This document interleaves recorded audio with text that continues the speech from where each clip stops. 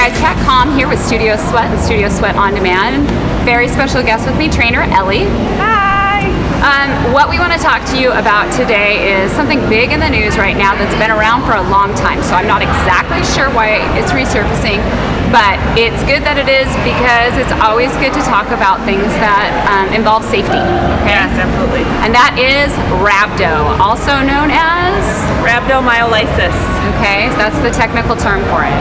And Ellie, actually, how many years ago? One. Oh, just a year ago. Yeah. About a year ago. Anniversary right around now. Okay. Yeah. She got it. Okay, so let's talk about what it is, how you can possibly contract it, and what symptoms to look for. Okay, so I'm going to start by just asking you, what's Rhabdo? Rhabdo is when the muscle protein starts to break down. So overuse of the muscles breaks down the protein. They enter the bloodstream, they bombard the kidneys and basically toxify the blood. Your kidneys can't kick it back long enough, so it starts to filter into the blood and you make your body go toxic. Yeah, your whole body seems to get toxic. And yeah, it's pretty dangerous untreated. The good news nowadays though is that we are talking about it. And there's this article that's out recently, and of course it drives me crazy because it says, oh, spinning, can it give you rhabdo, basically? Yeah, and it's placing most of the blame on it, which is so untrue. Yeah. Such unfair. It really is, but I still do want to talk about it. It's a great subject to talk about. So the reason that it kind of gets under my skin is that I have been spinning for probably close to 20 years, and I've only seen one case of rhabdo, and I wouldn't even say it's from spinning. It's not from spinning. It's from the things that Ellie will talk to you about in just a moment. And then I heard about Ellie, but she wasn't even spinning here yet when that happened. So I'd delay my start date. Yeah, exactly. Months, yeah. Exactly. So now that we kind of know the scientific terms behind it, what it is, what were you told by your doctor caused it? Mostly for me, overuse injury and dehydration. So at the time, I was overtraining. I was doing strength training. I was training to be a spin instructor actually here at Studio Sweat and playing in a women's soccer league during the peak summer months. Yeah.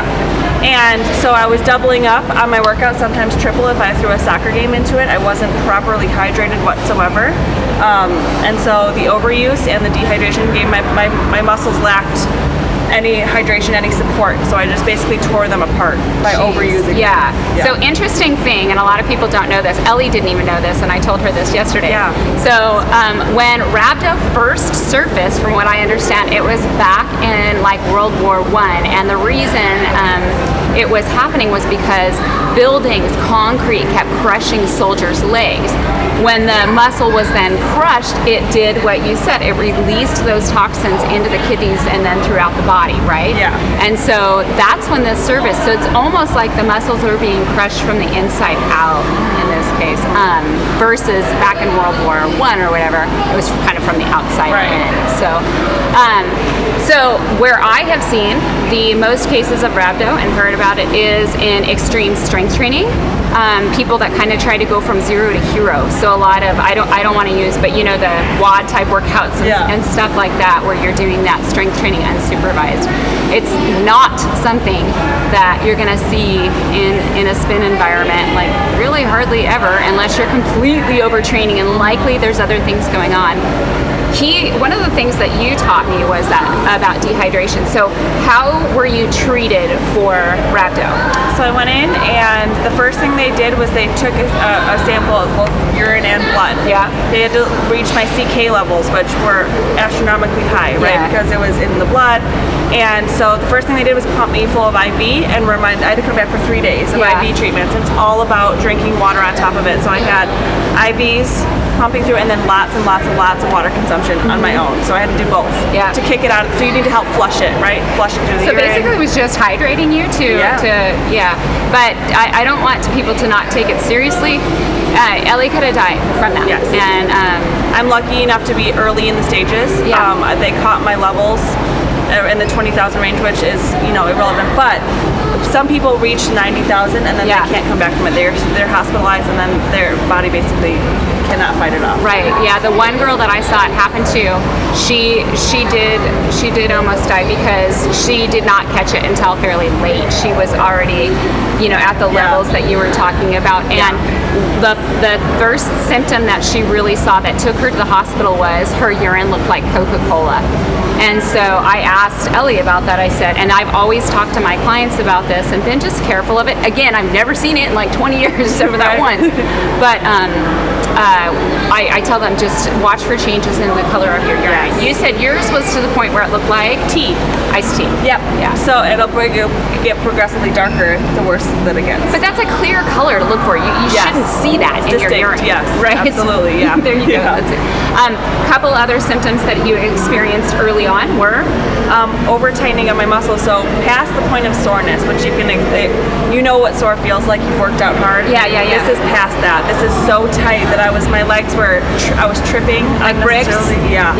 And they were so tight. It felt like they were ripping when I tripped. Wow. Yeah. That must have been quite scary, I would think. Yes. Yeah. And did you find that it was that you were thinking that it was really just soreness, muscle fatigue? So I'm kind of one of those people that's like, come on, like I'm overtraining, this is good. Yeah. I kind of thought as growth. Yeah. And it was dangerous, and it was something not to be overlooked whatsoever, because what happened later on that evening was my legs completely locked up and I couldn't walk. Yeah. So it was. You said you were kind of dragging your feet, huh? Yeah, they kind of died on me. Yeah, they got heavy, numb. They burned uncontrollably and locked up, so I couldn't even walk. I had to army crawl with the help of my mom, my sweet mom, to the car. Yeah. It is so much pain, I can't even describe it. Yeah. And they swelled up a lot, so that's the other thing to look for, right? Yeah. So you're looking for change in the color of your urine. Number one, if it seems weird, it is weird. Yes. There's probably something wrong. Yes. Tightening of the muscles. Absolutely. And swelling, right? So your legs got boom. And especially if it's lateral. Yeah. Unilateral. If it's on one side, not both. Like I've heard that's something to really watch for. So those are the things that you want to watch for with rhabdo. Please don't let it scare you. I mean, what should scare you? Getting obese, right? And if you're not working out, that's going to happen.